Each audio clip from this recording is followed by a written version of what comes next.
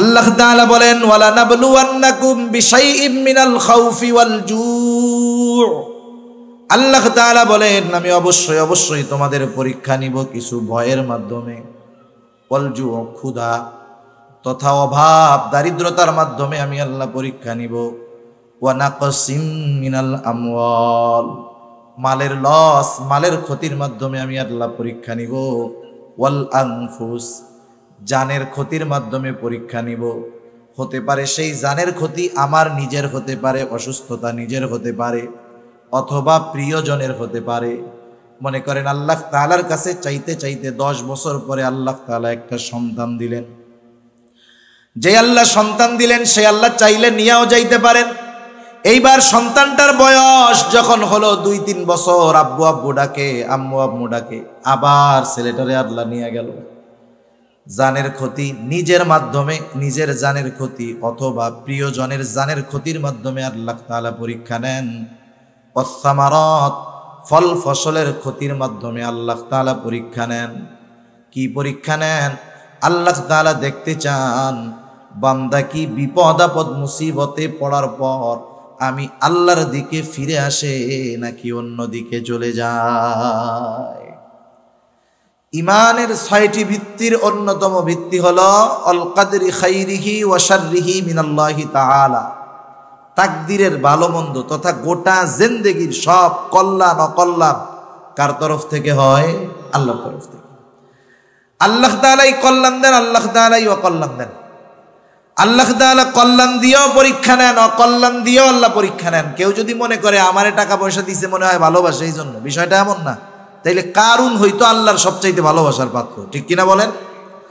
সেজন্য আল্লাহ দিয়েও পরীক্ষা নেন, না দিয়েও পরীক্ষা নেন। দিয়ে কি পরীক্ষা নেন? দিয়ে দেখেন যে শকর করে কিনা, ফখর করে কিনা, গর্ব করে কিনা, আমি আল্লাহকে ভুলে যাই কিনা। না দিয়ে পরীক্ষা নেন যে অভাবে পড়া সে অবৈধ পথে যায় কিনা, আমি আল্লাহকে ভুলে যাই কিনা, আমি আল্লাহকে দোষারোপ করে কিনা। এজন্য আল্লাহ তাআলা যে কত মেহেরবান, বিপদ দিবেন নিজে জানায় দিলেন, আবার তিনিই বলেন যে বিপদে পড়লে কি করবা আমি আল্লাহ তোমাদেরকে বলে দিতেছি। সুবহানাল্লাহ। 2 আয়াত আগে আল্লাহ তাআলা বলেন আল্লাযীনা ইযা আসাবাতহুম মুসিবা ক্বালু, আল্লাহ রাব্বুল আলামিন 2 আয়াত আগে বলেন ইয়া আইয়ুহাল্লাযীনা আমানুস্তাঈনু বিস-সাবরি ওয়াস-সালাহ ইন্নাল্লাহা মা'আস-সাবিরিন। আল্লাহ তাআলা বলেন হে ঈমানদারেরা ইস্তাঈনু, তার মানে বোঝা গেল ঈমানদারদের উপরে পরীক্ষা আসবে, ঠিক কিনা বলেন? আল্লাহ তাআলা কিন্তু বলেন না ইয়া আইয়ুহান নাস, আল্লাহ তাআলা বলছেন ইয়া আইয়ুহাল্লাযীনা আমানু, হে ঈমানদারেরা। বিপদ আপদ মুসিবত আসবে, কি করব? আল্লাহ তাআলা বলেন ইস্তাঈনু, আমি আল্লাহ তাআলার কাছে সাহায্য চাও। কেমনে সাহায্য চাইবা? আল্লাহ তাআলা বলেন বিস-সাবরি ওয়াস-সালাহ, সবর এবং সালাতের মাধ্যমে সাহায্য চাও। যেই মুমিন বিপদ আপদ মুসিবতে সবর এবং সালাত, ধৈর্য এবং নামাজের মাধ্যমে আল্লাহর কাছে সাহায্য চায়, এই মুমিন কিন্তু সাধারণ মুমিন না। কারণ এর পরপরই আল্লাহ তাআলা বলেন ইন্নাল্লাহা মা'আস-সাবিরিন। প্রথমে ডাক দিয়েছেন মুমিন বলে, ডাক দেওয়ার সময় কি বলছে? ইয়া আইয়ুহাল্লাযীনা আমানু। এরপরে বলছে ইমানদারেরা সাহায্য চাও সবর এবং সালাতের মাধ্যমে। এরপরে আল্লাহ তাআলা এইটা বলেন নাই যে ইন্নাল্লাহা মা'আল মুমিনিন, এটা বলেন নাই। তার মানে আল্লাহ তাআলা বললেন যেই মুমিন সবর এবং সালাতের মাধ্যমে সাহায্য চায় সে সাধারণ মুমিন না, সে সবের মুমিন। সুবহান আল্লাহ উপাধি দিয়ে এবার ডাকছে, স্পেশাল উপাধি দিয়ে যে সবের মুমিন। সেজন্য বিপদ আপদ আসবে, আসলে সাহায্য চাইতে হবে কার কাছে? এখন আমরা যে সবের মুমিন হইতে পারলাম কি পারলাম না, এর একটা প্রাথমিক পরিচয় আল্লাহ তাআলা দিয়ে দিয়েছেন। প্রত্যেকটা জিনিসের পরিচয় আছে না? মনে করেন রাস্তা দিয়ে চলতেছেন, কাদার মধ্যে মুরব্বীরা চলে আসছে, এরপরে কথা বলা বেয়াদবি, অল্প সময় কাদার মধ্যে চলতেছেন, হাঁটতেছেন, মাঝে মধ্যে পড়ে যায় না মানুষ? পড়ে গেলে কি কয়? কেউ কয় ওরে বাপরে, ওরে মারে। কেউ কেউ যে যে দরবারের মহব্বত করে সেই দরবারের বাবার নাম ধরে ডাকে, ঠিক না? সব জায়গাতে সব কিছু বলা যায় না। অনেকে আবার কি বলে, ওরে মা ওরে বাবা গেছি রে। ওই যে কেউ কেউ আছে শিয়া টাইপের, ওরা কয় ইয়া আলী গেছি রে। আবার কেউ কেউ বলে ও আল্লাহ। সবাই কি ও আল্লাহ বলে নাকি? আপনাদের ছোট ছোট বাচ্চা আছে, 2-3 বছরের বাচ্চা, 2 বছরের বাচ্চা, আপনি ওর বাপ, আপনি ওরে নিয়ে দোকানে গেছেন, বাড়ির বাইরে গেছেন। এই বাচ্চা যদি আপনার কোলেই কান্না শুরু করে, বলেন তো কাকে আগে ডাকবে? মা মা মা।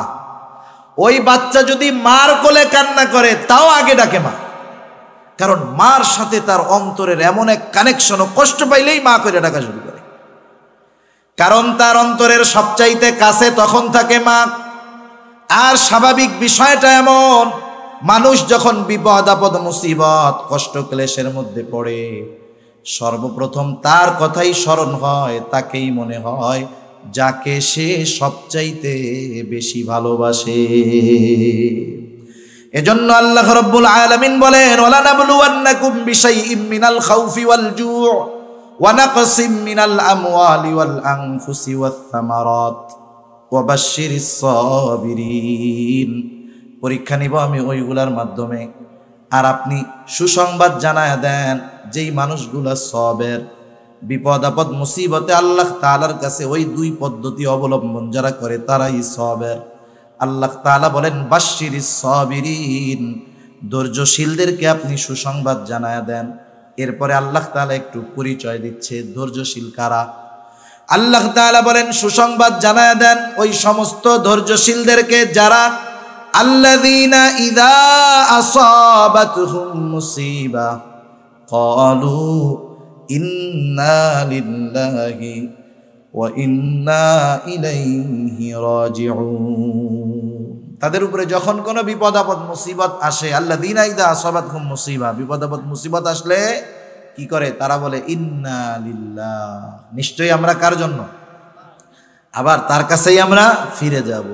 দয়াময় আল্লাহ রাব্বুল আলামিনের দরবারে অগণিত শুকর যে মহান মালিক আমাদের হায়াতে বরকত দিয়ে সুস্থ রেখে দীর্ঘ রাত পর্যন্ত উলামায়ে কেরামের জবান থেকে বহুত গুরুত্বপূর্ণ কথা শ্রবণ করবার, আমাকেও আপনাদের খেদমতে কিছু দ্বীনি কথা পেশ করবার লক্ষ্যে যে মহান মালিক সুস্থ অবস্থায় এখানে আসার তৌফিক দিয়েছেন, সেই মহান মনিবকে খুশি করার জন্য মোহাব্বতের সাথে জবান খুলে অন্তর থেকে আমরা একবার কালিমাতুশ শুকর পাঠ করি, আলহামদুলিল্লাহ।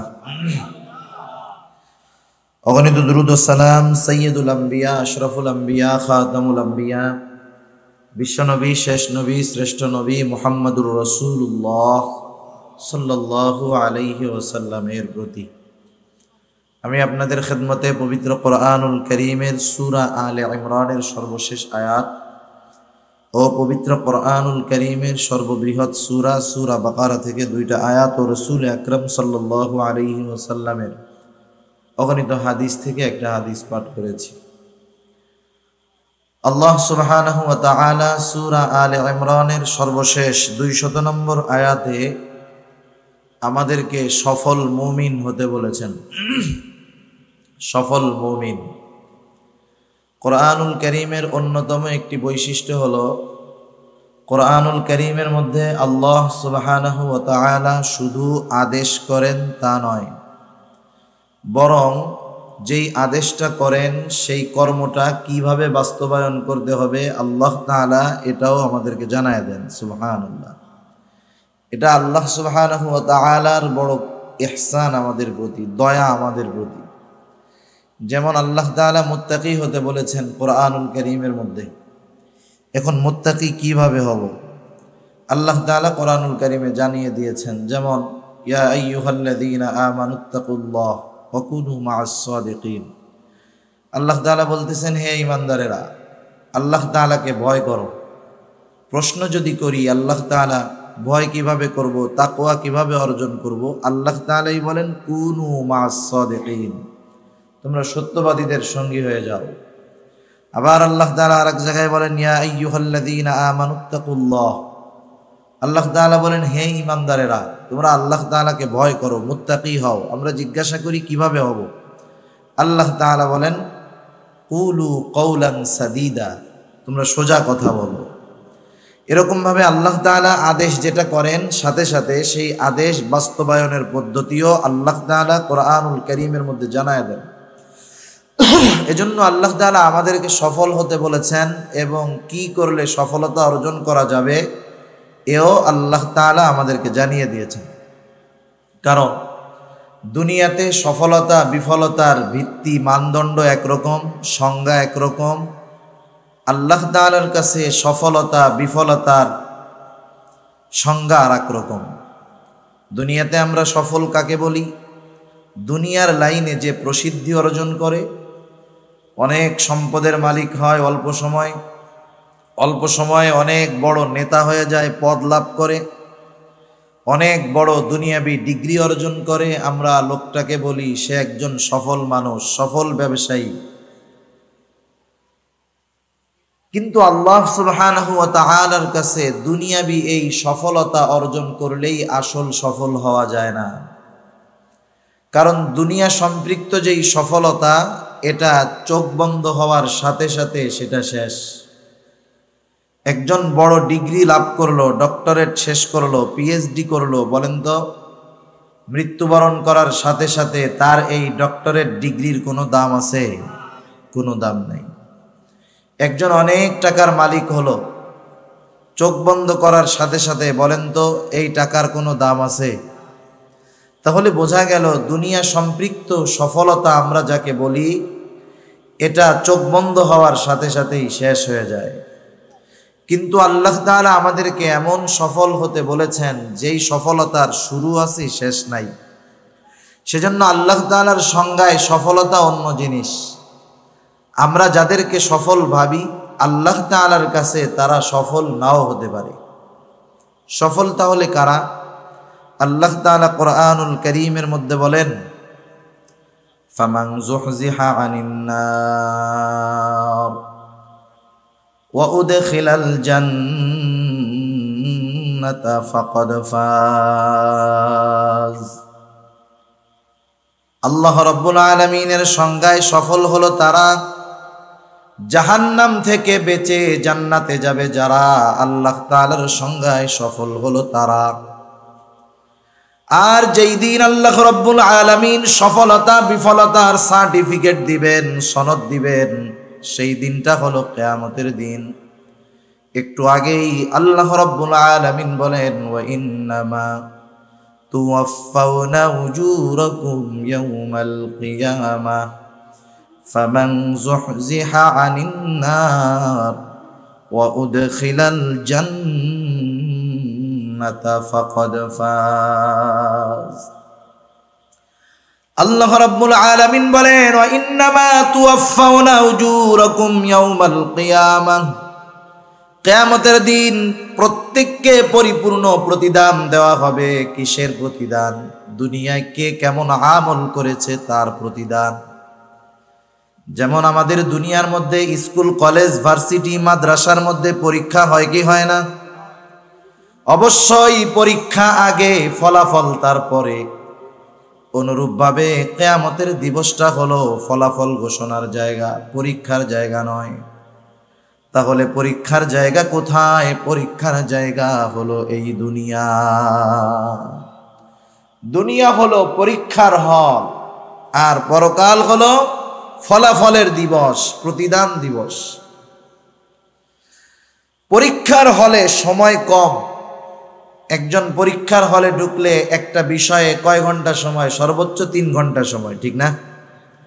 কিন্তু যদি এই 3 ঘন্টা সময় ওই ছাত্র কাজে লাগাতে ব্যর্থ হয়, 3 ঘন্টা সময় যদি কাজে লাগাতে ব্যর্থ হয়, তাহলে তার ব্যর্থতা থাকে সারা জীবন, ঠিক কিনা বলেন?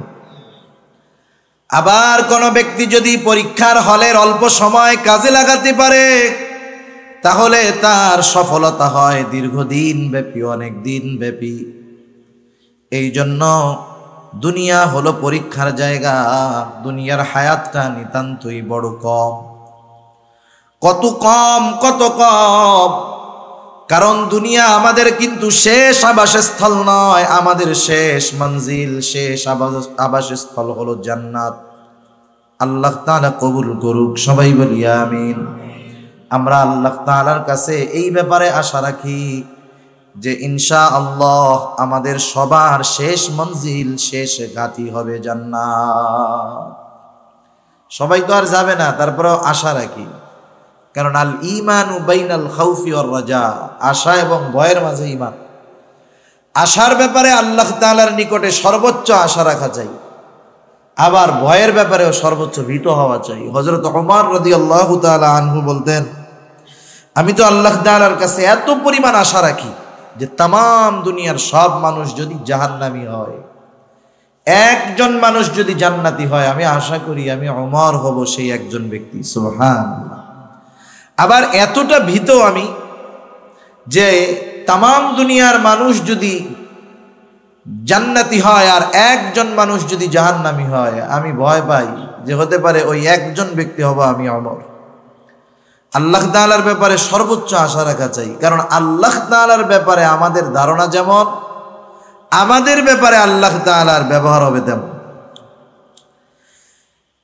সেজন্য আমাদের শেষ মঞ্জিল হলো জান্নাত, কিন্তু এই শেষ মঞ্জিলে যাওয়ার আগে আমরা অনেকগুলা মঞ্জিল, অনেকগুলা ঘাঁটি অতিক্রম করি, অনেকগুলা ঘাঁটি। প্রথমত, দুনিয়াতে আমাদের কোনো অস্তিত্ব ছিল না, একটা সময় তো মানুষ বলতেই কোনো কিছু ছিল না। আল্লাহ রাব্বুল আলামিন হযরত আদম আলাইহিস সালামকে সৃষ্টি করেছেন মাটি দিয়ে। আমাদের মূল সৃষ্টি হলো হযরত আদম আলাইহিস সালাম থেকে। আল্লাহর নবী বলেন, আল্লাহ তাআলা আদম আলাইহিস সালামের পৃষ্ঠদেশ তথা পিঠ থেকে আমাদের সবার রূহ একত্রে এক সময় সৃষ্টি করেছেন। আল্লাহ তাআলা আদম আলাইহিস সালাম থেকে আমাদের রূহ সৃষ্টি করেছেন। তাহলে বোঝা গেল এখন আছি দুনিয়ার জগৎ, দুনিয়ার জগতে আসার আগে আমরা আরেকটা জগতে ছিলাম, সেই জগৎটা হলো রূহের জগৎ। বলেন তো, রূহের জগতে আমরা সবাই ছিলাম, কোনো সন্দেহ আছে নাকি? কিন্তু রূহের জগতে আমাদের অবস্থান কাল কত বছর ছিল, এর হিসাব আমাদের কারো জানা আছে নাকি? হয়তো লক্ষ লক্ষ বছর আমরা রূহের জগতে ছিলাম। একটা সময় আল্লাহ তাআলা মা বাবার মাধ্যমে আমাদেরকে দুনিয়ায় পাঠাইছে।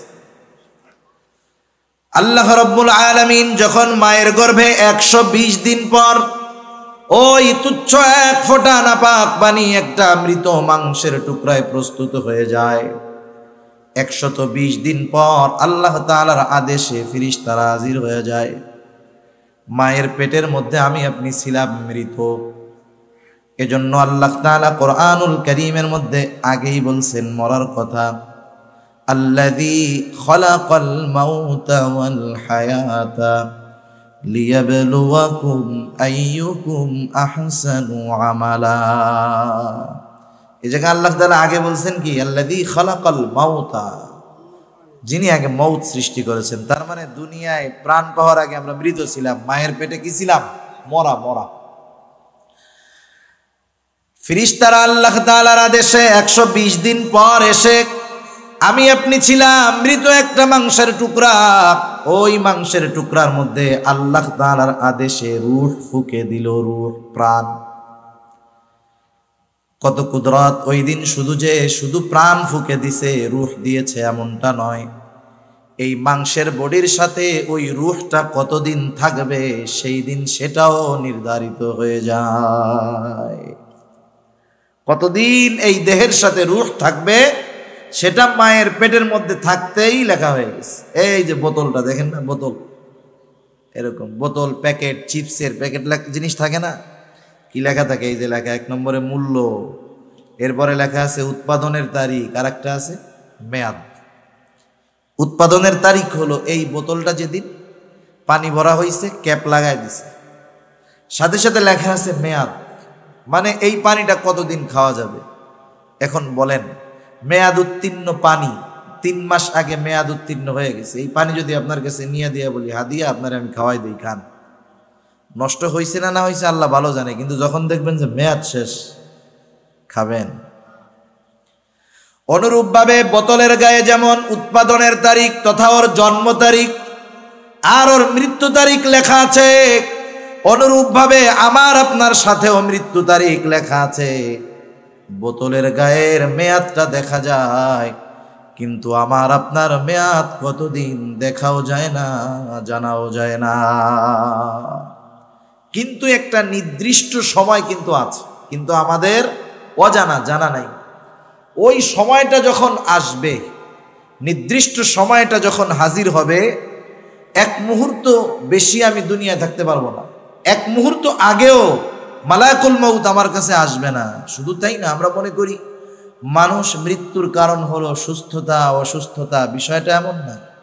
সমাজে তো অনেক মানুষ দেখা যায় 30 বছর ধরে ঘরে পড়ে আছে, কথাও বলতে পারে না, বিছানায় প্রস্রাব পায়খানা, ভারী খাবারও খায় না, শুধু স্যালাইন পানি খেয়ে বেঁচে আছে 30 বছর। আছে না এরকম? অনেক আছে। আবার একজন সুস্থ মানুষ রাতের বেলায় সুস্থ অবস্থায় ঘুমাতে গেছে, ঘুম থেকে আর জাগে নাই, শেষ। সেজন্য আল্লাহ তাআলা বলেন, ফাইদা জাআ আজালুহুম লা ইস্তাখিরুনা সাআতাও ওয়া লা ইস্তাকদিমুন। একেবারে যথা সময়ে আমাদের মেয়াদ যখন ফুরায় যাবে, মালাকুল মউত হাজির হবে। এক মুহূর্ত আগেও আসবে না, এক মুহূর্ত বিলম্ব হবে না। কতদিন দুনিয়ার বুকে ওই মাংসের টুকরার সাথে রূহটা থাকবে, আল্লাহ তাআলার আদেশে মায়ের পেটের মধ্যেই ওটা ফিক্সড হয়ে যায়। কেউ তো এমন হয় মায়ের গর্ভে থাকতেই মৃত অবস্থায় দুনিয়ায় আসে, কেউ বা দুনিয়ায় ভূমিষ্ঠ হওয়ার পরে মারা যায়, কেউ 2 বছর, 10 বছর, 15, 20, 50, 60, 70, 80 বছর, 100 বছর বাঁচে এমন লোকের সংখ্যা কম। তাহলে দেখেন রূহের জগতে আমরা কত বছর ছিলাম হিসাব নাই, লক্ষ লক্ষ বছর। দুনিয়ার জগতে কত বছর? গড় আয়ু হলো 65 থেকে 70 বছর মাত্র। এরপরে যেই দিন আমার মেয়াদ শেষ হয়ে যাবে, মালাকুল মউত আমার দেহ থেকে রূহটাকে ছিনিয়ে নিয়ে যাবে। আমাদের এলাকায় মানুষ মারা যাওয়ার পর মাইকিং করা হয়, ঘোষণা করা হয়, অমুক এলাকার অমুক আজ বিকাল 5 ঘটিকার সময় ইন্তেকাল করিয়াছে, আগামী দিন সকাল 8টায় ঈদগাহ ময়দানে তার জানাজা হবে। এরকম ঘোষণা করে না? কি বলে? বলে ইন্তেকাল করিয়াছে। ইন্তেকাল শব্দের অর্থ হলো স্থানান্তরিত হওয়া। এক জায়গায় ছিল আর এক জায়গায় গেছে, তার মানে আব্দুর রহিম শেষ হয়ে যায় নাই।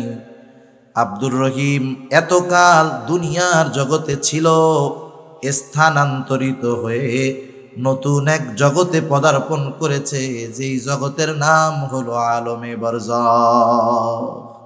কবর জগতে গেছে, নতুন এক জগতে গেছে। মাঝে মধ্যে আপনাদের বাজারে দেখবেন এক বিল্ডিংয়ে অনেক দিন অগ্রণী ব্যাংক আছে, এইবার ব্যাংক ওই বিল্ডিং চেঞ্জ করে আর এক জায়গায় গেছে। এবার ওইখানে লেখা থাকে ব্যাংক স্থানান্তর করা হয়েছে।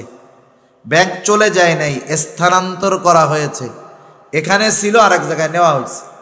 আমরা ছিলাম দুনিয়ার জগতে, যেতে হবে নতুন এক জগতে, এটার নাম হলো আলমে বরজখ, সোজা কথায় কবর জগৎ। ওইখানে আমাদের কতদিন থাকতে হবে বলেন তো? হিসাব আছে নাকি? হয়তো লক্ষ লক্ষ বছর পার হয়ে যাবে, এরপরেও কবর জগতের একদিন অবসান ঘটবে, কবর জগৎ একদিন শেষ হয়ে যাবে। নতুন এক জগতের দিকে আমাদেরকে রওনা হতে হবে। আল্লাহ তাআলা কোরআনুল কারীমের মধ্যে বলেন, ওয়ানুফিখা ফিস সূরি ফাসাইকা মান ফিস সামাওয়াতি ওয়া মান ফিল আরদ সুম্মা নুফিখা ফীহি উখরা ফাইযা হুম কিয়ামুন ইয়ানদুরুন। আল্লাহ রাব্বুল আলামিনের আদেশে ইসরাফিল আলাইহিস সালাম সিংহায় ফুৎকার দিবে। প্রথমবার সিংহায় ফুৎকার দেওয়ার পর এত আওয়াজ হবে, ফাসাইকা মান ফিস সামাওয়াতি ওয়া মান ফিল আরদ, আসমান জমিন এই দুইটার মাঝে যা আছে সব অজ্ঞান হয়ে যাবে, মৃত্যু ঘটে যাবে তাদের। এরপরে দীর্ঘকাল পর আল্লাহ তাআলার আদেশে ইসরাফিল আলাইহিস সালাম আরেকটা সিংহায় ফুৎকার দিবে। আল্লাহ তাআলা বলেন, সুম্মা নুফিখা ফীহি উখরা ফাইযা হুম কিয়ামুন ইয়ানদুরুন। অতঃপর যখন দ্বিতীয় ফুৎকার দেওয়া হবে, মানুষেরা যে যেখানে মৃত্যুবরণ করেছিল, যাকে যেখানে দাফন করা হয়েছিল, প্রত্যেকের অবস্থান থেকে উঠে দাঁড়িয়ে যাবে, সুবহানাল্লাহ। আর এদিকে ওদিকে তাকায় দেখবে কি হইতেছে, এগুলা কি হচ্ছে, এগুলা কিয়ামতের দিন যখন মানুষেরা দেখবে জমিন তার অভ্যন্তরে যা ছিল সব উগরায়া দিচ্ছে। মুফাসসিরিনে কেরাম বলেন এগুলো মানুষের দেহ, কোন মুফাসসির বলেন এগুলা হলো স্বর্ণের খনি টনি সব। আর ওরা দেখবে, হায় রে, তারা বলবে ক্বালাল ইনসানু মা লাহা, কি হইতেছে এগুলা, এগুলার জন্যই তো দুনিয়াতে সব কিছু করছিলাম, আল্লাহর অবাধ্য হয়েছিলাম, নাফরমানি করেছিলাম, কি হইতেছে এগুলা, মানুষ অবাক হয়ে যায়। আল্লাহ তাআলা কোরআনুল কারীমের মধ্যে আরেক জায়গায় বলেন, মানুষেরা যখন কিয়ামতের দিন উঠবে, শুধু তাই না, আল্লাহ রাব্বুল আলামিন তাদের রবের দিকে তারা ছুটতে থাকবে। নতুন এক জগতে পদার্পণ, ছিলাম আলমে বরজখ, এখন উঠে গেলাম হাসরের ময়দানে। এটাও মনে করেন একটা মঞ্জিল, এই মঞ্জিলের বিশালতা কত বড়। আল্লাহ রাব্বুল আলামিন কোরআনুল কারীমের মধ্যে বলেন, ইয়াউমান কানা মিকদারুহু 50,000 সানা, কিয়ামতের এক একটা দিনের মেয়াদ দুনিয়ার 50,000 বছরের সমান। একটা সময় বিচার আচার হবে, মানুষেরা প্রথমে তো দুই ভাগে ভাগ হবে। আল্লাহ তাআলা বলেন, ফারিকুম ফিল জান্নাহ ওয়া ফারিকুম ফিস সাঈর, একটা দল জান্নাতি আর একটা দল জাহান্নামী। জান্নাতের মধ্যে থাকবে দুই অবস্থা, একদল থাকবে বেঈমান, তারা অনন্তকাল জাহান্নামী, আর এক দল থাকবে ইমানদার তবে গুনাহগার নাফরমান। এই মানুষগুলা পাপের শাস্তি ভোগ করার পর ঈমানের কারণে তারাও জান্নাতে প্রবেশ করবে।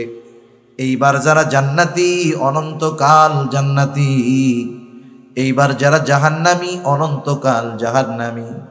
এই জান্নাতি এদের অবস্থান জান্নাতে শুরু হবে, শেষ হবে না।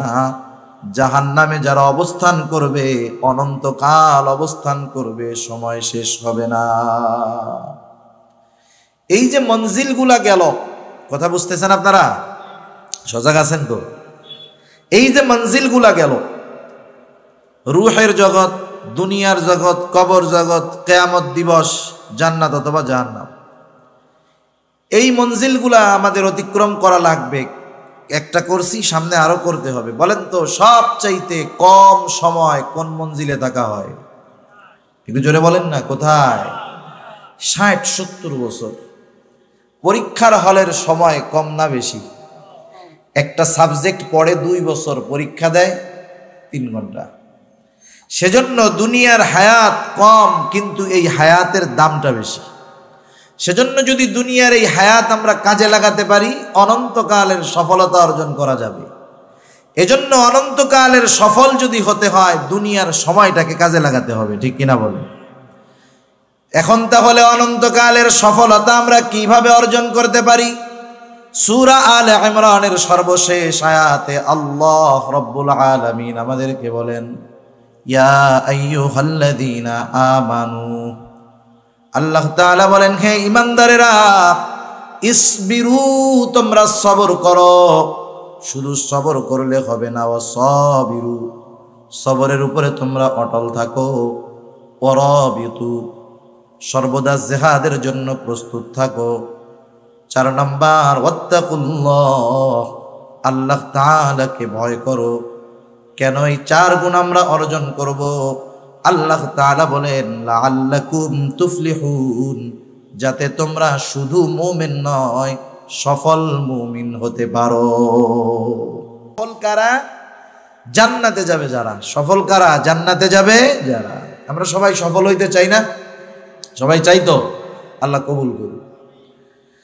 তাহলে 1 নাম্বার গুণ হলো, যদি সফল হতে চাই, আল্লাহ তাআলা বলেন, হে ঈমানদারেরা, ইসবিরু, তোমরা সবর করো। সবর, সবর বলতে আমরা কি বুঝি? সবর কোথায় করব, কিভাবে করব, আমাদের অনেকের জানা নাই।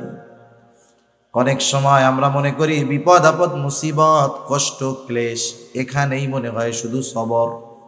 সবর মনে হয় আর কোনো জায়গায় নাই। কিন্তু তাফসিরে মারিফুল কোরআন সহ দুনিয়ার যত প্রসিদ্ধ তাফসির রয়েছে, প্রত্যেকটা তাফসিরের মধ্যে মুফাসসিরিন একরাম জানায় দেন, সবর শুধু বিপদ আপদ মুসিবতের মধ্যে নয়, সবর হবে 3 জায়গায়। কয় জায়গায় হবে সবর? 3 জায়গায়। 1 নাম্বার সবর হবে সবরুন আলাত তাআত, আনুগত্যের মধ্যে সবর। আনুগত্যের মধ্যে হবে সবর, তথা সবরুন আলাল ইবাদাহ, ইবাদতের মধ্যে সবর। কারণ আনুগত্যটাই হলো ইবাদত। আল্লাহ এবং রাসূলের পরিপূর্ণ আনুগত্য যারা করে তারাই মূলত ইবাদত করে।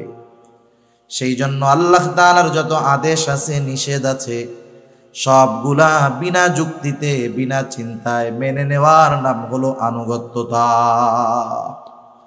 আল্লাহ তাআলা যেটা করতে বলছেন সেটা করা, যেটা নিষেধ করেছেন সেটা থেকে বিরত থাকা, সোজা কথা, শেষ। এরপরে 2 নাম্বার সবর হবে সবরুন আনিল মাআসি, পাপের ক্ষেত্রে সবর। আমরা তো অনেক সময় মনে করি যে সবর মনে হয় বিপদ আপদ মুসিবতে সবর, তাইলে আবার গুনাহ থেকে সবর কেমনে হয়? রাসূল আকরাম সাল্লাল্লাহু আলাইহি ওয়াসাল্লামের একটা নসিহতওয়ালা হাদিস আছে। হযরত আবু হুরায়রা রাদিয়াল্লাহু তাআলা আনহু হতে হাদিসটা বর্ণিত। রাসূলুল্লাহ সাল্লাল্লাহু আলাইহি ওয়াসাল্লাম হযরত আবু হুরায়রা রাদিয়াল্লাহু তাআলা আনহুকে 5টা নসিহত করেছেন। ওই হাদিসের মধ্যে প্রথম আছে, ও আবু হুরায়রা, তুমি মানুষের মধ্যে সবচাইতে বড় আবেদ হতে পারবা কেমনে? আমরা তো মনে করি নামাজ যে বেশি পড়ে সে বড় আবেদ, তাহাজ্জুদ যে বেশি পড়ে সে বড় আবেদ, নফল কোনটা বাদ যায় না সে বড় আবেদ। কিন্তু নবীজি বেশি নামাজ পড়নেওয়ালা, তাহাজ্জুদ গুজারি, আওয়াবিন ইশরাক সব পড়ে, তাকে আবেদ বলেন নাই। নবীজি বললেন, ও আবু হুরায়রা, ইত্তাকিল মাহারিমা তাকুন আবাদান নাস।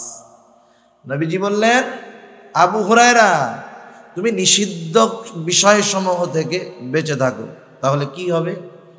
তুমি মানুষের মধ্যে সবচাইতে বড় আবেদ হয়ে যাবে। সুবহানাল্লাহ।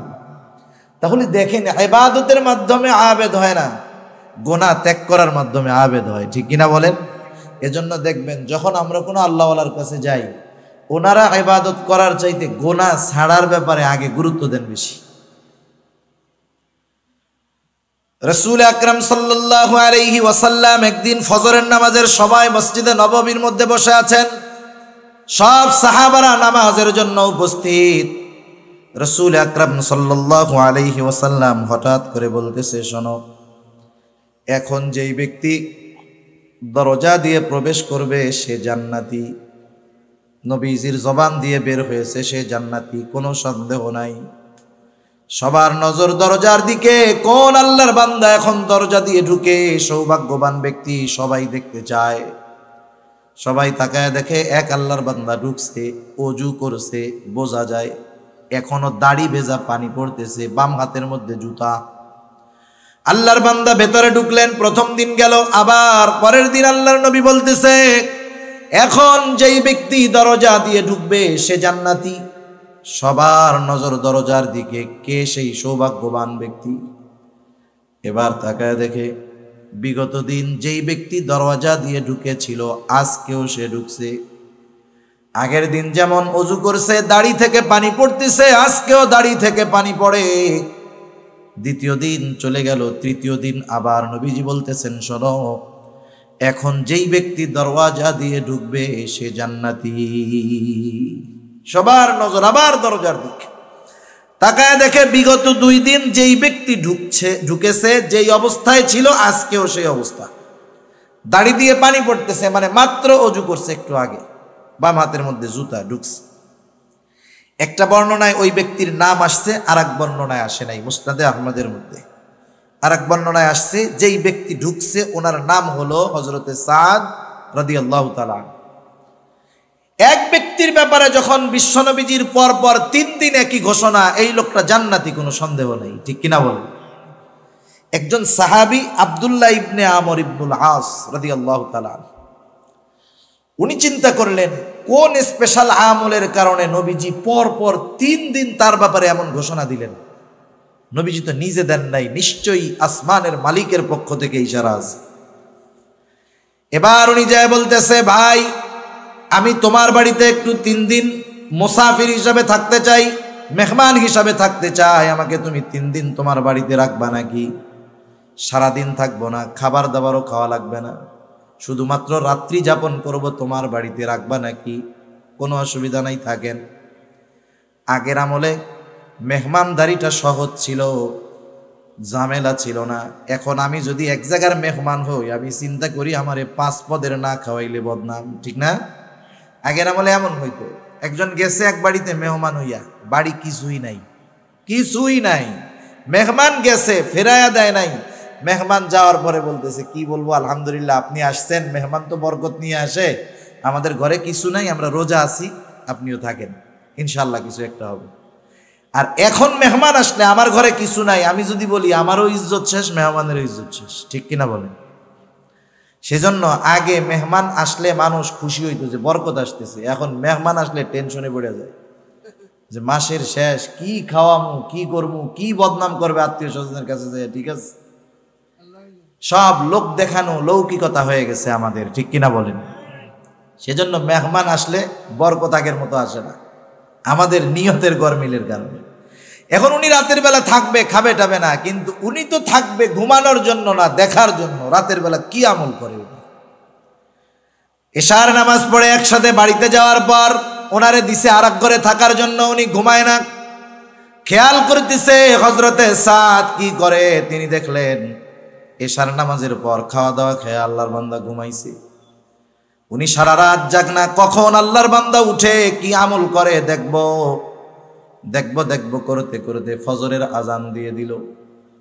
উনি ঘুম থেকে উঠলেন, জরুরত সেরে ওযু করে মসজিদের দিকে রওনা হয়ে গেলেন নামাজ পড়ার জন্য।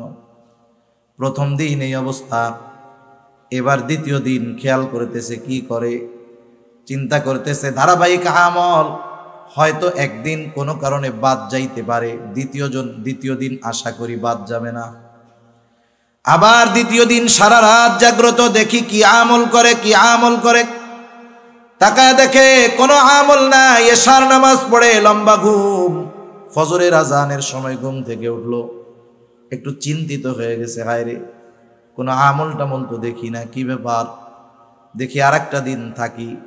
কারণ কোনো ব্যক্তি যদি ধারাবাহিকভাবে কোনো আমল করে, সাধারণত যত ব্যস্ততা থাকুক না কেন পরপর 3 দিন বাদ যাবে না।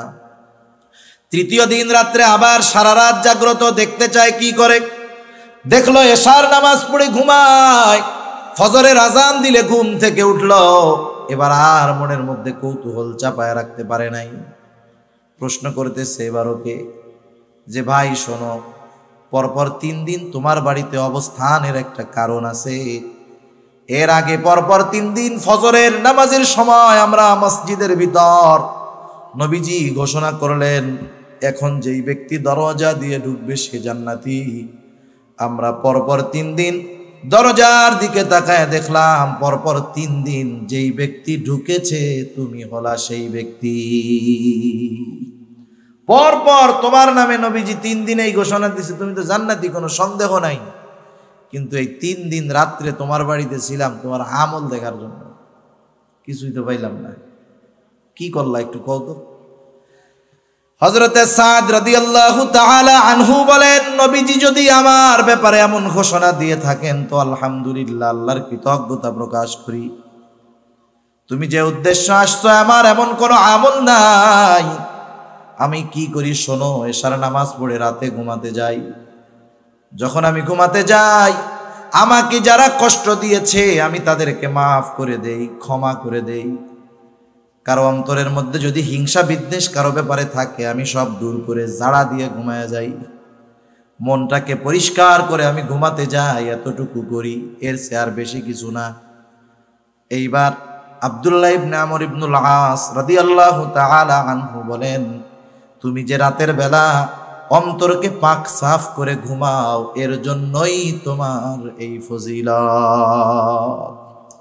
দেখছেন, সামান্য বিষয়, এই সামান্য বিষয় ত্যাগ করছে, বড় আবেদ হয়ে গেছে। সেজন্য গোনা ছাড়লেই বড় আবেদ হওয়া যায়, আর গোনার থেকে সবর করতে পারলে বড় আবেদ হওয়া সম্ভব, ঠিক কিনা বলেন? আর গোনা সামনে আসতেই পারে। গোনা সামনে আসলে চিন্তা করতে হবে, চোখ দিয়ে গোনা করব, চোখ তো আমার বন্ধু না, চোখ তো দুশ্মন। হাত দিয়ে গোনা করব, হাত তো আমার বন্ধু না, হাত তো আমার দুশ্মন। কারণ এরা কিয়ামতের দিন আল্লাহ তাআলা এদের জবান খুলে দিবে, আর ওরা সেই দিন সব কথা বলে দিবে আমার কথা। কান দিয়ে আমি গোনা শুনতেছি, গান শুনতেছি, কান আমার দুশ্মন, কিয়ামতের দিন ওরা বলে দিবে। আমি যখন প্রত্যেকটা গোনা সামনে আসলে এই চিন্তাটা শুধু করব যে আমার আল্লাহ দেখতেছে, দুই কাঁধের ফেরেশতা দেখতেছে, যা কথা বলতেছি আর এক ফেরেশতা রেকর্ড করতেছে, এই হাত পা অঙ্গ প্রত্যঙ্গগুলো আমার গোনার সাক্ষী হচ্ছে, জমিন সাক্ষী হচ্ছে, সময় সাক্ষী হচ্ছে। কোথায় যাব আমি? এই চিন্তা বারবার বারবার করলে এক সময় গোনা করার সময় চিন্তা আসবে যে না, এটা আর করা যাবে না। যে গোনা আমি করতেছি, যেটা দেখতেছি আমি একা দেখি না, এই ফেরেশতারাও দেখে, ঠিক কিনা? আল্লাহ তাআলা দেখে। যা আমি শুনি এগুলো আল্লাহ তাআলা শোনেন, তাহলে আমি কোথায় যাব? কোনো জায়গায় আমার যাইয়া গুনাহ করার উপায় নাই। এই চিন্তা যখন ভেতরে আমি আস্তে আস্তে ঢুকাবো, তখন গুনার থেকে আমি সবর করতে পারবো, বেঁচে থাকতে পারবো। 3 নাম্বার সবর হলো সবরুন আলাল মাসায়েব, বিপদ আপদ মুসিবতের ক্ষেত্রে সবর। বিপদ আপদ মুসিবত দুনিয়াতে আসবে, এটা স্বাভাবিক, সেই কথাই আল্লাহ তাআলা জানায় দিলেন। আল্লাহ তাআলা বলেন, ওয়ালা নাবলুওয়ান্নাকুম বিশাইইম মিনাল খাউফি ওয়াল জু' ওয়া নাকসিম মিনাল আমওয়াল ওয়াল আনফুসি ওয়াস সামারাত। আল্লাহ রাব্বুল আলামিন দুইটা তাগিদ যোগ করে বলেন, ওয়ালা নাবলুওয়ান্নাকুম, আমি অবশ্যই অবশ্যই তোমাদের পরীক্ষা নিব। আল্লাহ তাআলা কত মেহেরবান, কত দয়ালু, শুধু পরীক্ষা নিবেন এই ঘোষণা দিলেন না, পরীক্ষাগুলা কোন কোন পদ্ধতিতে হবে এই সাজেশনগুলাও আল্লাহ তাআলা জানায় দিলেন। সুবহানাল্লাহ বলেন।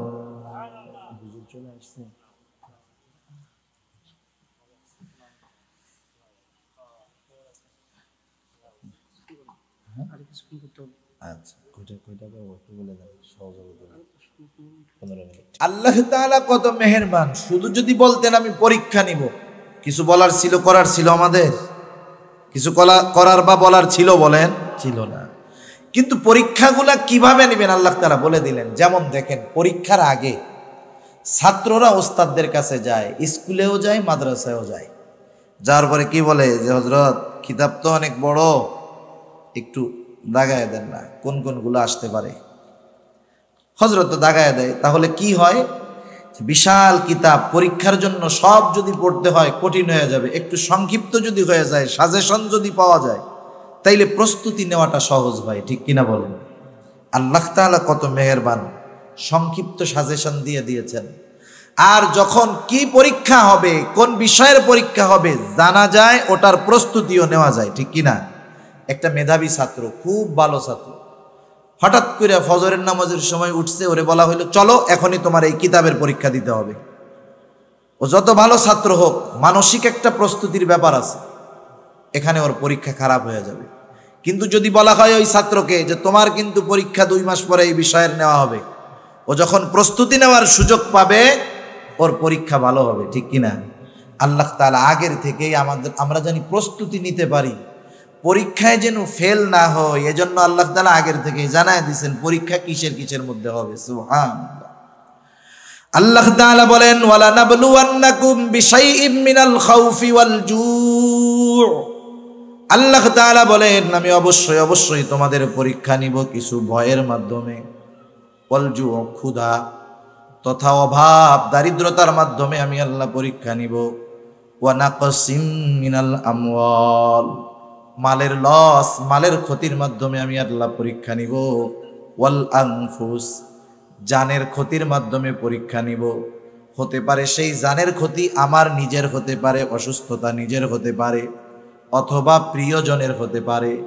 মনে করেন আল্লাহ তাআলার কাছে চাইতে চাইতে 10 বছর পরে আল্লাহ তাআলা একটা সন্তান দিলেন।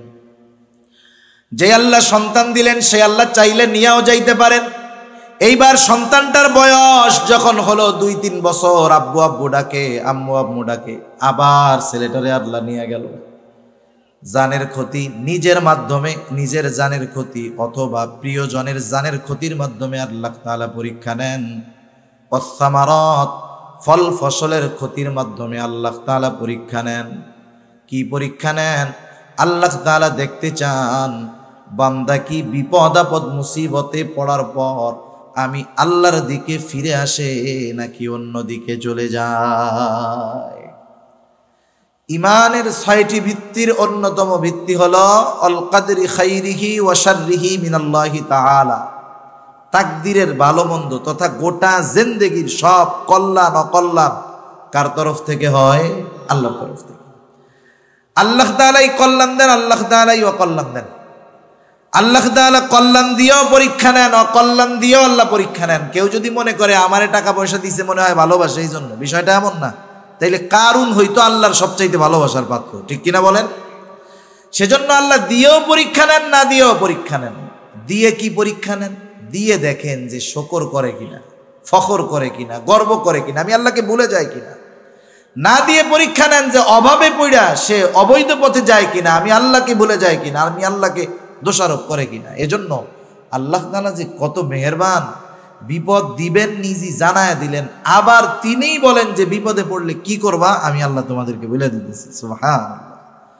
2 আয়াত আগে আল্লাহ তাআলা বলেন আল্লাযীনা ইযা আসাবাতহুম মুসিবা ক্বালু, আল্লাহ রাব্বুল আলামিন 2 আয়াত আগে বলেন ইয়া আইয়ুহাল্লাযীনা আমানুস্তাঈনু বিস-সাবরি ওয়াস-সালাহ ইন্নাল্লাহা মা'আস-সাবিরিন। আল্লাহ তাআলা বলেন হে ঈমানদারেরা ইস্তাঈনু, তার মানে বোঝা গেল ঈমানদারদের উপরে পরীক্ষা আসবে, ঠিক কিনা বলেন? আল্লাহ তাআলা কিন্তু বলেন না ইয়া আইয়ুহান নাস, আল্লাহ তাআলা বলছেন ইয়া আইয়ুহাল্লাযীনা আমানু, হে ঈমানদারেরা। বিপদ আপদ মুসিবত আসবে, কি করব? আল্লাহ তাআলা বলেন ইস্তাঈনু, আমি আল্লাহ তাআলার কাছে সাহায্য চাও। কেমনে সাহায্য চাইবা? আল্লাহ তাআলা বলেন বিস-সাবরি ওয়াস-সালাহ, সবর এবং সালাতের মাধ্যমে সাহায্য চাও। যেই মুমিন বিপদ আপদ মুসিবতে সবর এবং সালাত, ধৈর্য এবং নামাজের মাধ্যমে আল্লাহর কাছে সাহায্য চায়, এই মুমিন কিন্তু সাধারণ মুমিন না। কারণ এর পরপরই আল্লাহ তাআলা বলেন ইন্নাল্লাহা মা'আস-সাবিরিন। প্রথমে ডাক দিয়েছেন মুমিন বলে, ডাক দেওয়ার সময় কি বলছে? ইয়া আইয়ুহাল্লাযীনা আমানু। এরপরে বলছে ঈমানদারেরা সাহায্য চাও সবর এবং সালাতের মাধ্যমে। এরপরে আল্লাহ তাআলা এইটা বলেন নাই যে ইন্নাল্লাহা মা'আল মুমিনিন, এটা বলেন নাই। তার মানে আল্লাহ তাআলা বললেন যেই মুমিন সবর এবং সালাতের মাধ্যমে সাহায্য চায় সে সাধারণ মুমিন না, সে সবের মুমিন। সুবহান আল্লাহ উপাধি দিয়ে এবার ডাকছে, স্পেশাল উপাধি দিয়ে যে সবের মুমিন। সেজন্য বিপদ আপদ আসবে, আসলে সাহায্য চাইতে হবে কার কাছে? এখন আমরা যে সবের মুমিন হইতে পারলাম কি পারলাম না, এর একটা প্রাথমিক পরিচয় আল্লাহ তাআলা দিয়ে দিয়েছেন। প্রত্যেকটা জিনিসের পরিচয় আছে না? মনে করেন রাস্তা দিয়ে চলতেছেন কাদার মধ্যে, মুরব্বীরা চলে আসছে, এরপরে কথা বলা বেয়াদবি, অল্প সময় কাদার মধ্যে চলতেছেন, হাঁটতেছেন, মাঝে মধ্যে পড়ে যায় না মানুষ? পড়ে গেলে কি করে? কেউ কেউ ওরে বাপরে ওরে মারে, কেউ কেউ যে যে দরবারে মহব্বত করে সেই দরবারের বাবার নাম ধরে ডাকে, ঠিক না? সব জায়গাতে সব কিছু বলা যায় না। অনেকে আবার কি বলে ওরে মা ওরে বাবা গেছি রে, ওই যে কেউ কেউ আছে শিয়া টাইপের, ওরা কয় ইয়া আলী গেছি রে। আবার কেউ কেউ বলে ও আল্লাহ। সবাই কি ও আল্লাহ বলে নাকি? আপনাদের ছোট ছোট বাচ্চা আছে, 2-3 বছরের বাচ্চা, 2 বছরের বাচ্চা, আপনি ওর বাপ, আপনি ওরে নিয়ে দোকানে গেছেন, বাড়ির বাইরে গেছেন। এই বাচ্চা যদি আপনার কোলেই কান্না শুরু করে, বলেন তো কাকে আগে ডাকবে? মা মা মা। ওই বাচ্চা যদি মার কোলে কান্না করে তাও আগে ডাকে মা, কারণ মার সাথে তার অন্তরের এমন এক কানেকশন, ও কষ্ট পাইলেই মা করে ডাকা শুরু করে, কারণ তার অন্তরের সবচাইতে কাছে তখন থাকে মা। আর স্বাভাবিক বিষয়টা এমন, মানুষ যখন বিপদ আপদ মুসিবত কষ্ট ক্লেশের মধ্যে পড়ে, সর্বপ্রথম তার কথাই স্মরণ হয়, তাকেই মনে হয় যাকে সে সবচাইতে বেশি ভালোবাসে। এজন্য আল্লাহ রাব্বুল আলামিন বলেন ওয়ালা নাবলুওয়ান্নাকুম বিশাইইম মিনাল খাউফি ওয়াল জু' ওয়া নাকসিম মিনাল আমওয়ালি ওয়াল আনফুসি ওয়াস সামারাত। ওয়াবাশশিরিস সাবিরিন, পরীক্ষা নিব আমি ওইগুলার মাধ্যমে। আর আপনি সুসংবাদ জানায় দেন যেই মানুষগুলা সবের, বিপদ আপদ মুসিবতে আল্লাহ তাআলার কাছে ওই দুই পদ্ধতি অবলম্বন যারা করে তারাই সবের। আল্লাহ তাআলা বলেন বাশশিরিস সাবিরিন, ধৈর্যশীলদেরকে আপনি সুসংবাদ জানায় দেন। এরপরে আল্লাহ তাআলা একটু পরিচয় দিচ্ছে ধৈর্যশীল কারা। আল্লাহ তাআলা বলেন সুসংবাদ জানায় দেন ওই সমস্ত ধৈর্যশীলদেরকে যারা আল্লাযীনা ইযা আসাবাতহুম মুসিবা ক্বালু ইন্না লিল্লাহি ওয়া ইন্না ইলাইহি রাজিউন। তাদের উপরে যখন কোনো বিপদ আপদ মুসিবত আসে, আল্লাযীনা ইযা আসাবাতহুম মুসিবা, বিপদ আপদ মুসিবত আসলে কি করে? তারা বলে ইন্না লিল্লাহ, নিশ্চয়ই আমরা কার জন্য? আবার তার কাছেই আমরা ফিরে যাব। আমাদের গ্রাম অঞ্চলের মানুষ অনেকে বুঝে না। মনে করেন কেউ যদি জুতা হারাইছে বা একটু কষ্ট হয়েছে, ও যদি একটু জোরে বলে ইন্না লিল্লাহ, কানে কানে আইসা বলি কাকা মরছে কেনা, ওরা মনে করে যে মানুষ মরলেই মনে হয় শুধু এই দোয়াটা পড়তে হয়।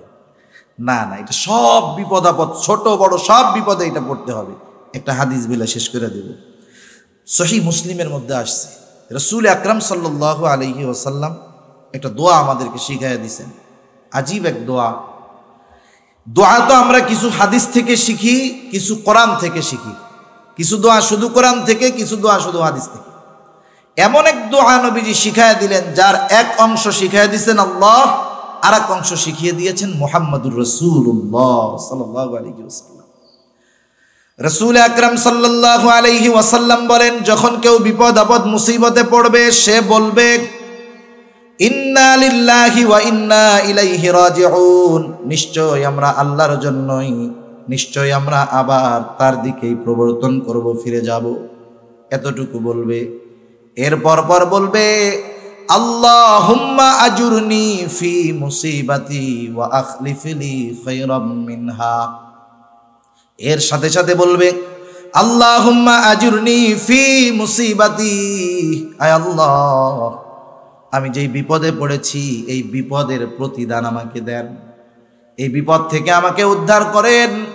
শুধু উদ্ধার করবেন, ছোটখাটো প্রতিদান দিবেন তা নয়। ওয়া আখলিফ লি খায়রাম মিনহা, এই মুসিবত এই বিপদের মাধ্যমে আমি যা হারিয়েছি তার চাইতে উত্তম আপনি আমাকে ফিরিয়ে দেন। নবীজি এরপরে বলেন যে এই দোয়াটা পড়বে বিপদ আপদ মুসিবতের সময়, সে বিপদের মাধ্যমে যা হারাইছে তার চাইতে উত্তমটা আল্লাহ তাআলা তাকে দিয়ে দিবে। সুবহানাল্লাহ। তবে একটু শর্ত আছে। শর্ত হলো, আর এক হাদিসে আল্লাহ নবী বলেন সবর হলো বিপদের প্রথমে। কিন্তু আমরা সবর করি কোন সময়? যখন নিজেরা আর কুলায় পারি না, ঠিক না? মনে করেন আমি বাজারে যাইতেছি, একজন বাজারে যাচ্ছে পকেটে 1000 টাকার নোট নিয়ে, হঠাৎ করে রাস্তার মধ্যে পড়ে গেছে। বাজারে যেয়ে পকেট টকেট টুকায় দেখে টাকা নাই, কি করবে? দাঁড়ায় থাকবে না আসবে পিছনে? 15-20 বার রাউন্ড দেওয়ার পরে যখন দেখবে টাকা পায় না, তখন কি বলবে জানেন? সদকা করে দিলাম টাকাটা, আল্লাহ সদকা করে দিলাম, ঠিক না? এই মুহূর্তে আরেকজন বলতেছে কাকা আপনি কিছু খুঁজতেছেন? হ্যাঁ খুঁজি রে বাপ, আমার 1000 টাকা হারাই গেছে। এই তো 1000 টাকা। এখন বলেন এই লোক কি করবে? একটু আগে কি কইছি? সদকা করে দিলাম। এখন পিছন দিয়ে বলতেছে এই যে টাকা, এ লোক কি করবে বলেন তো? তখন আর আল্লাহকে সদকা করছিল এটা আর মনে থাকবে না। তা যাই হোক, বিপদ আপদ মুসিবত যখন একবারে আমরা যখন না পারি তখন আল্লাহর উপরে নিয়ে যাই। কিন্তু উচিত হলো প্রথম থেকেই আল্লাহর উপরে ভরসা করা, শরীয় সমর্থিত পন্থায় চেষ্টা করা। কিন্তু ওই চেষ্টা যে আমার সফলতা আনতে পারবে তা না, বরং সফলতা দিবেন কে? আল্লাহ তাআলা। যেমন 1 মিনিট আর শেষ করে দিই। হাসপাতালে যখন কোনো রুগী অসুস্থ থাকে, অনেক সময় আপনাদের কাছে আমাদের কাছে দোয়া চাই, বলে হুজুর আমার আব্বার অমুক দিন অপারেশন, একটু দোয়া করেন আল্লাহ তাআলা জানি অপারেশনটা সাকসেসফুল করে। অথবা রুগী ডাক্তার অপারেশন থিয়েটারে অপারেশন চলতেছে, দোয়া চাই কি কইরা? বলে যে একটু দোয়া করেন আল্লাহ জানি অপারেশনটা সাকসেস করে। বলেন তো, অপারেশন থিয়েটারে তো অপারেশন করতেছে ডাক্তার, আল্লাহ করতেছে অপারেশন? অপারেশন করে ডাক্তার, তার মানে ডাক্তার অপারেশন করে কিন্তু সাকসেস করতে পারে না। সাকসেস করে কে? আল্লাহ তাআলা। জীবনের বিপদ আপদ মুসিবতে এই একটা নিয়ম, আমি বৈধ পন্থায় চেষ্টা করব, আমার চেষ্টা আমাকে সফলতার শিখরে পৌঁছাতে পারবে না যদি আল্লাহ না পৌঁছায়। এই যে করোনা হইতেছে, মাস্ক, স্যানিটাইজার, টিকা, এগুলার উপরে আমার ভরসা না। এগুলা আমি নিব ঠিক আছে, কিন্তু আল্লাহ তাআলা যদি হেফাজত করে তাইলে বাঁচতে পারবো, নইলে বাঁচা সম্ভব না। আল্লাহ সুবহানাহু ওয়া তাআলা আমাদের সবাইকে এই তিনটা জায়গায় সবর করার তৌফিক দান করুক, ইবাদতের মধ্যে, গুনার থেকে, বিপদ আপদ মুসিবতে, এবং আল্লাহ তাআলা আমাদের সবাইকে সাবিরিন বান্দাদের তালিকায় অন্তর্ভুক্ত হওয়ার তৌফিক দান করুক। সবাই বলি আমিন। ওয়া আখিরু দাওয়ানা আলহামদুলিল্লাহি রাব্বিল আলামিন। আসসালামু আলাইকুম ওয়া রাহমাতুল্লাহি ওয়া বারাকাতুহু।